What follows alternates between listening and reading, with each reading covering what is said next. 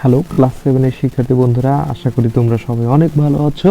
আমরা English for today বইয়ের lesson 3 করব আজকে।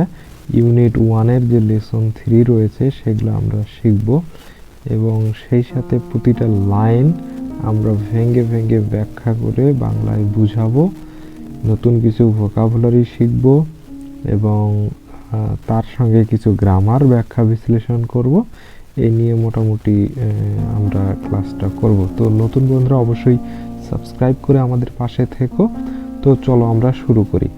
আজকে হচ্ছে আমাদের লেসন 3। লেসন 3 এর নাম হচ্ছে ইন দ্য হাউস, অর্থাৎ আমরা বাসা বাড়িতে কী কাজগুলো করি এবং সেগুলোর জন্য আমাদের কি করতে হবে, কিভাবে কথা বলতে হবে আমাদের ফ্যামিলি মেম্বারসদের সঙ্গে, এই বিষয়ে আজকে পড়াশোনাটা।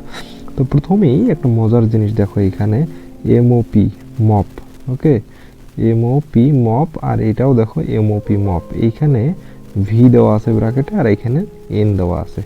এর মানে হচ্ছে এই মপ মানে ভার্ব হিসেবে যখন ব্যবহার হবে, মানে মপ শব্দটা ভার্ব হিসেবেও ব্যবহার হয় আর মপ শব্দটা নাউন হিসেবেও ব্যবহার হয়। এটা নির্ভর করছে সম্পূর্ণ বাক্যের উপর, বাক্যটাতে কোন অবস্থানে এই শব্দটা ব্যবহার হচ্ছে সেটার উপর নির্ভর করে মপ শব্দটা কখনো ভার্ব হবে, কখনো নাউন হবে। ডিটারজেন্ট মানে তো সবাই আমরা বুঝি।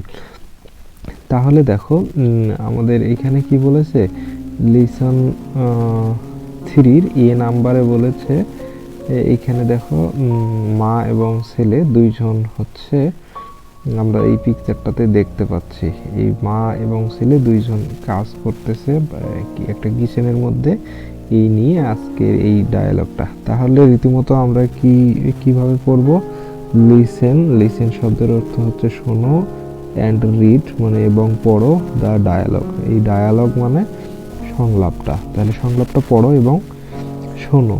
প্রথমে কি মাদার কি বলছে, Reza will you come here please.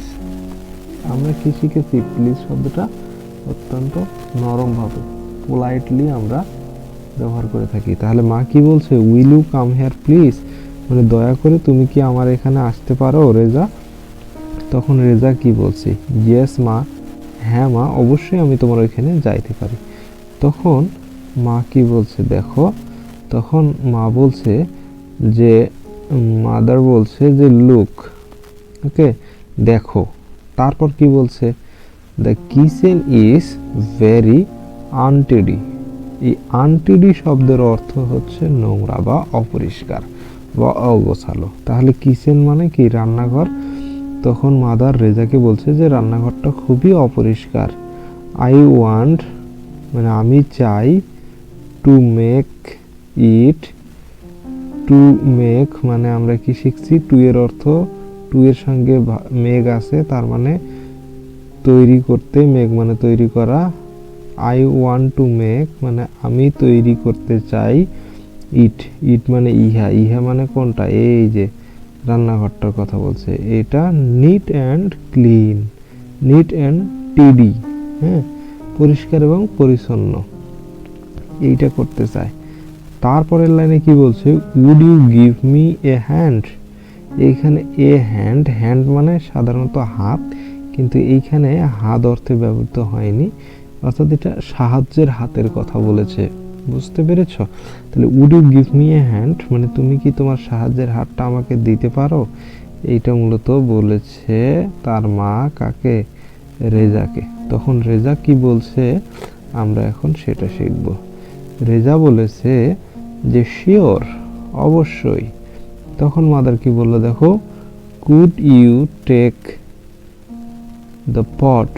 এটুকুর অর্থ কি, could you take the pot, তুমি কি পটটা নিতে পারো, অ্যান্ড প্লেট এবং প্লেটটা নিতে পারো, মানে পট এবং প্লেট কি নিতে পারো, ওর মায়ের কাছ থেকে নিতে বলতেছে আর কি, ফ্রম দ্য টেবিল থেকে। এইখানে ওই ছবিটার মধ্যে যে টেবিল ছিল, টেবিলের মধ্যে কিছু পট এবং প্লেট ছিল, সেটা থেকে নিতে বলতেছে। অ্যান্ড পুট দেম এবং পুট করতে বলছে, অর্থাৎ রাখতে বলেছে, দেম তাদেরকে, মানে ওই যে পট এবং প্লেটের কথা বলছে, ইন দ্য কাপবোর্ড। কাপবোর্ড মানে হচ্ছে আলমারি। তাহলে আলমারির মধ্যে তুমি কি এগুলা রাখতে পারবে? কোনগুলা? পট এবং প্লেটগুলোর কথা বলছে। রেজা তখন কি বলছে? ওকে, অবশ্যই পারবো। তখন মাদার কি বলছে?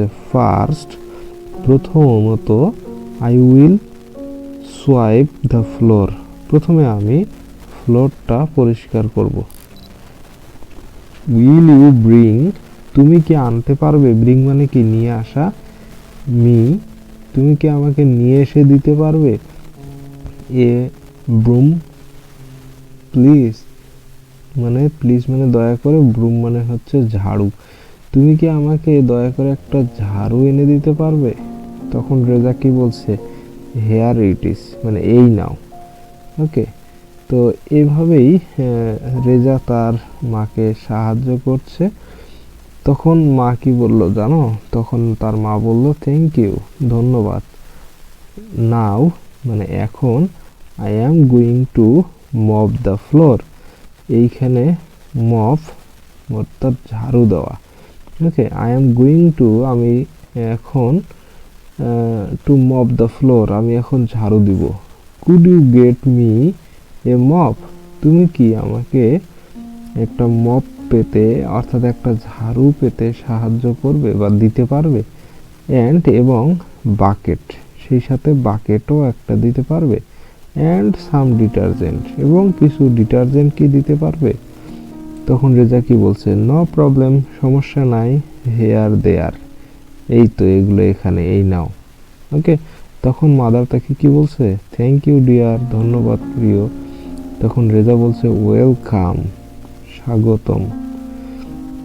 তো এইভাবে মা এবং ছেলের মধ্যে আমরা একটা কথোপকথন দেখলাম। তবে এইখান থেকে আমাদের বিশেষ কিছু শব্দ নতুন করে আমরা যেটা শিখেছি সেটা হচ্ছে এই যে মপ, মপ হচ্ছে এক জায়গায় ভার্ব, আর এক জায়গায় নাউন হিসেবে, আর এক জায়গায় দেখো এই যে টিডি আর আনটিডি। টিডি মানে পরিষ্কার, আনটিডি মানে অপরিষ্কার, তার বিপরীত শব্দ। নিট এবং ক্লিন, এই শব্দগুলো আমরা জানি। তারপর কাপবোর্ডের অর্থ শিখলাম, বুঝা গেছে? তারপরে নতুন করে আমরা শিখেছি এই যে সোয়াইপ, সোয়াইপ মানে কি? ঝাড়ু দেওয়া। তারপরে হচ্ছে বুম, বুম মানে হচ্ছে ঝাড়ু। ওকে, এই শব্দগুলো আমরা শিখেছি। তো তোমরা এই শব্দগুলো অবশ্যই খাতায় নোট করে লিখে রাখবে। তাহলে তোমার নতুন শব্দ ভান্ডার বৃদ্ধি পাবে। বি নাম্বারে কি বলছে? যে অ্যাক্ট আউট দ্য ডায়ালগ, মানে এই ডায়ালগটা অভিনয় করে দেখাইতে বলেছে। তোমরা অবশ্যই তোমার বন্ধুর সঙ্গে এগুলো প্র্যাকটিস করে নিতে পারো, কিভাবে কথা বলতে হয় এই বিষয়গুলো আমরা শিখে নিতে পারবো। তো সি নাম্বারে দেখো বলছে ম্যাচ, ম্যাচ মানে কি? মিলানো, ম্যাচ দ্য সেন্টেন্সেস, এই যে সেন্টেন্সগুলো দেওয়া আছে যে 1 2 3 করে, এই সেন্টেন্সগুলোর সঙ্গে এই কলাম এর সঙ্গে কলাম বি মিল করতে বলছে, ম্যাচিং করতে বলছে। উইথ সুইটেবল অ্যান্সার, সুইটেবল মানে কি? উপযুক্ত যে উত্তর, এখানে প্রশ্ন আছে, এই পাশে এগুলো উত্তর দেওয়া আছে। ইন কলাম বি, এই বি কলামে দেওয়া আছে। Some answers in B may match more than one questions, কিছু কিছু এইখানে উত্তর আছে যেগুলা এই দিকের এ কলামের একটা প্রশ্নেরই অথবা একাধিক প্রশ্নের উত্তর হতে পারে এই পাশের যে কোনো একটা, মানে এইখানের একটা, এইটার দুইটা কোয়েশ্চেনের উত্তর হতে পারে। বুঝতে পেরেছো বিষয়টা? তো দেখি আমরা এই উত্তরগুলো কি কি আছে, আমি তোমাদেরকে এইখানে মিলাই দিয়ে দিচ্ছি। তাহলে দেখো এই মেসিংটাতে কি বলেছে, 8টা আমাদের প্রশ্ন দেওয়া আছে 1 2 3 সিরিয়াল করে। এই 8টা প্রশ্নের উত্তর কিন্তু আমি মেসিং করে এখানে তোমাদের দেখাই দিচ্ছি। প্রথম প্রশ্ন দেখো, would you read the shopping list, তুমি কি শপিং লিস্টটা পড়তে পারো? তখন এটার কিন্তু ম্যাচিং হবে ই নাম্বারে, যেটা sorry, sorry I can not, দুঃখিত আমি পারি না। I have left my glasses in the study, মানে আমি পড়াশোনার ওই জায়গায় আমার চোখের যে চশমাটা সেটা আমি রেখে এসেছি, অর্থাৎ আমি এই বাজার লিস্টের যে ছোট ছোট লেখাগুলো সেটা দেখতে পাবো না। 2 নম্বর প্রশ্ন কি বলেছে দেখো, 2 নম্বর প্রশ্নে বলেছে যে will you go to market please, তুমি কি দয়া করে বাজারে যেতে পারবে? ডি নাম্বারে কি বলছে? ইয়েস আই উইল, আমি যাব। 2 এর সঙ্গে ডি নাম্বারের ম্যাচিং হবে। 3 নাম্বারে দেখো উইল ইউ বাই, তুমি কি কিনতে পারো me 1 litre of cooking oil please, তুমি কি আমার জন্য 1 লিটার রান্নার তেল কিনতে পারবে? তখন এটার ম্যাচিং হবে কি?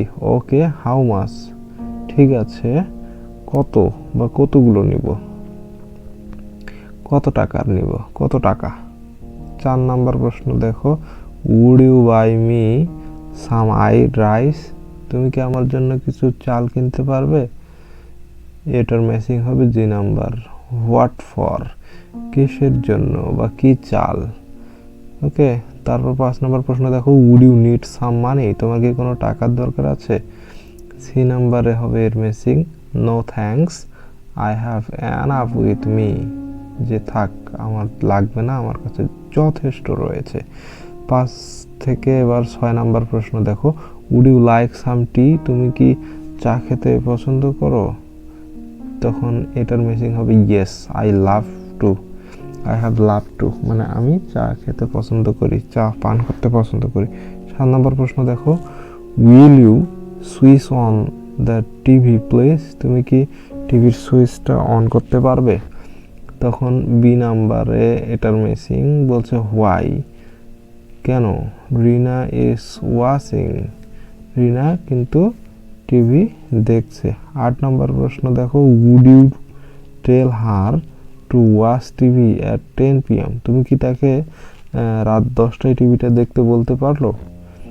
এটার ম্যাচিং হবে এ নাম্বার সার্টেনলি, মানে নিশ্চিতভাবে, আই উইল ডু ইট, নিশ্চিতভাবে আমি এটা করতে পারবো, অর্থাৎ তাকে বলতে পারবো, কাকে? এই যে রিনাকে, যে সে 10টায় যেন টেলিভিশনটা দেখে। তো মোটামুটি আমরা একটার সঙ্গে একটা লাইনের সঙ্গে আর একটা ম্যাচিং করে দিতে পেরেছি। এই ম্যাচিং করতে পারলে কিন্তু মোটামুটি যদি অর্থটা তুমি জানো তাহলে কিন্তু ম্যাচিং করতে পারবে। এই অর্থ না জানলে কিন্তু ম্যাচিংটা তোমার ভুল হয়েও গেলেও যাইতে পারে। এই নাম্বার এ কলাম এবং বি কলাম ম্যাচিং এর পরে আমাদের যেটা রয়েছে সেটা কি বলছে যে নাও, এখন এইখানে আরেকটা জিনিস বলছে যে নাও মেক ডায়ালগস, এখন একটা ডায়লগ তৈরি করো using the table and act it out, এই টেবিলটা ব্যবহার করে একটা ডায়লগ তৈরি করো এবং এটা তোমরা অভিনয় করে দেখাও।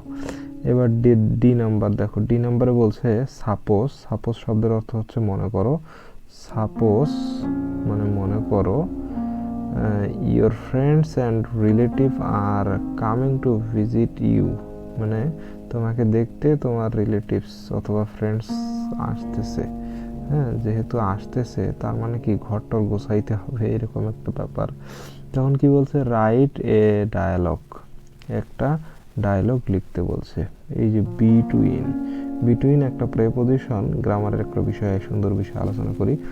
বিটুইন হচ্ছে একটা প্রেপোজিশন, এই বিটুইন শব্দটা দুইয়ের মধ্যে বোঝাতে বিটুইন ব্যবহার করি। ওকে, দুইয়ের মধ্যে বোঝাতে কি বিটুইন ব্যবহার করব। আর 3 জনের, ধরো যে একটা আম 2 ভাইয়ের মধ্যে ভাগ করে দেওয়া অর্থে আমরা বিটুইন শব্দটা ব্যবহার করব। আর ওই আমটা যদি 5 জনের মধ্যে ভাগ করে দেওয়া অর্থে ব্যবহার করি তাহলে এমং ব্যবহার করব। কি ব্যবহার করব? এমং, AMONG, এমং, এই শব্দটা ব্যবহার করব 3-এর অধিক সংখ্যক জনের মধ্যে কোনো কিছু ভাগ করে দেওয়া অর্থে এমং ব্যবহার করব। আশা করি তোমরা বিষয়টা বুঝতে পেরেছো। এভাবে কিন্তু গ্রামারগুলো আমাদের মনে রাখতে হবে। তাহলে কি ঘটনা ঘটলো এখানে? Dialogue between, right a dialogue between কিসের মধ্যে? 2-এর মধ্যে। ইউ অ্যান্ড ইউর ব্রাদার অথবা সিস্টার, তোমার বোন এবং ভাইয়ের সঙ্গে একটা ডায়লগ তৈরি করো অর মেকিং ইউর রুম, তোমার রুমটা গোছাইতে। কিভাবে কথা বলবা? রুম গোছানোর জন্য যে যে কথাগুলো দরকার সেগুলো দিয়ে।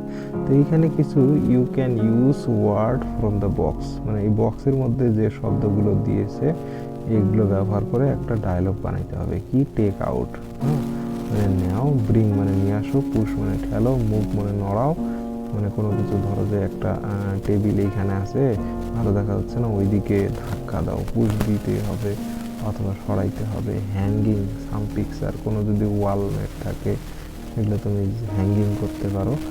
এই শব্দগুলো ব্যবহার করে আমরা হচ্ছে একটা ডায়লগ বানাবো।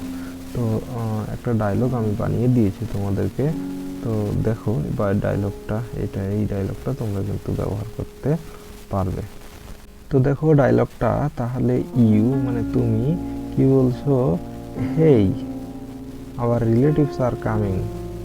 তুমি এবং তোমার ছোট ভাইয়ের মধ্যে হ্যাঁ কথোপকথন হচ্ছে, তখন কি বলছে, হেই আওয়ার রিলেটিভস আর কামিং, মানে আমাদের আত্মীয় আসতেছে, লেটস চলো, মেক দ্য রুম ক্লিন, আমাদের রুমটা কি করি, পরিষ্কার করি। তখন ব্রাদার কি বলছে, ওকে ঠিক আছে, হোয়াট শুড আই ডু, আমার কি করা উচিত বা আমি কি করব। তখন ইউ তুমি কিভাবে বলতে পারো, ফার্স্ট প্রথমে কি করবে, take out the unnecessary things.